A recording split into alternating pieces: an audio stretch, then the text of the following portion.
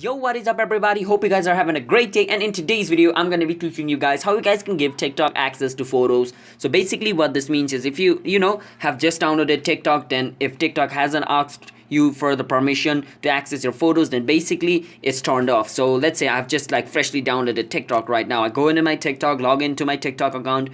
So once my TikTok opens, I can click on this plus icon over here. Once I click on this plus icon, first it's gonna ask me access to camera. If you don't provide TikTok access to our camera, then it won't be able to use my phone camera. So it's asking for my permission. So I'm gonna click on allow. Then it's gonna ask for my storage permission, because if you want to upload some video or photo from our storage, then it needs access to storage. So for that, it asks for storage permission, allow. Then it's gonna take you over here. Now basically once you give access to your storage, TikTok can access your photo because your photos are gonna be stored in your storage, right? Now you can go on upload over here. Once you go on upload, this section is for video and image section is for photo. As you guys can see, all the photo over here which can be accessed. But somehow your TikTok doesn't ask you. This doesn't happen, but it rarely happens. But if it happens to you, basically what you can do is just close TikTok. Just close it. To close TikTok, just hold on to TikTok icon, and once you hold on to TikTok icon, this kind of menu appears. Now once this kind of menu appears, you can click on app info.